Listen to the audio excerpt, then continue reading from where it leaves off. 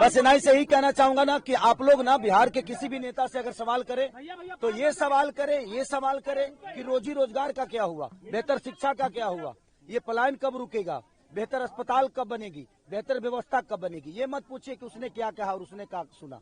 व्यक्ति विशेष से लड़ने आया ही नहीं, मैं आया हूँ यहाँ पे बिहार के विकास के लिए, बेहतर शिक्षा के लिए, जो पलायन रोकने के लिए, रोजी रोजगार के लिए, अस्पताल के लिए।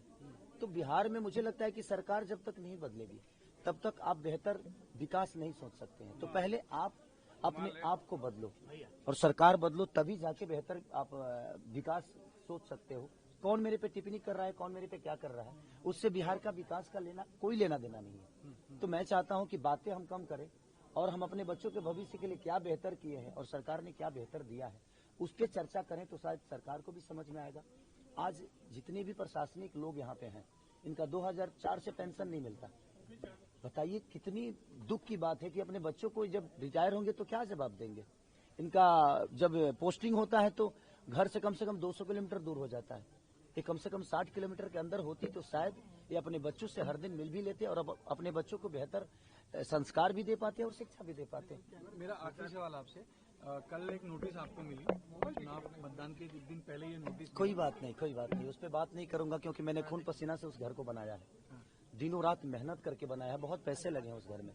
अब भगवान को मंजूर जो होगा वही होगा, क्योंकि बिना हरि कृपा तीर न डोले। उनके बिना कृपा के एक पत्ता तक नहीं हिलता है। तो खेसारी लाल यादव तो एक मामूली सा छोटा सा इंसान है और इस स्कूल में पढ़ा हूँ, मुझे खुशी हो रही है।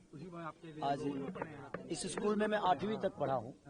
8वीं तक हमारे ज्ञान मास्टर जी थे, प्रदीप सर थे, बहुत सारे। सोचा था कि इस मुकाम पे पहुंचेंगे और स्कूल में लोग आपके लिए मतदान करने आएंगे। मैं जिंदगी में सोच के कुछ नहीं करता रहता हूँ और अपने आप पूरा होता है, क्योंकि मैं मेहनती इंसान हूँ और मेहनत पे भरोसा करता हूँ। इससे ज्यादा मेरे जीवन में कुछ नहीं है। एक मेहनत की मेरा आखिरी सवाल आपसे, आपके खिलाफ कैंपेन चल रहा है कि खेसारी तो सुपरस्टार हैं, जब जीतेंगे अगर चुनाव तो महाराष्ट्र में ही रहेंगे, मुंबई में रहेंगे, क्योंकि उनका काम तो प्राइमरी काम तो उनका फिल्म और अभिनेता। हमारे कहने का मतलब बेटा ही हो और अंधा हो तो एक लोटा पानी दे सकता है आपको।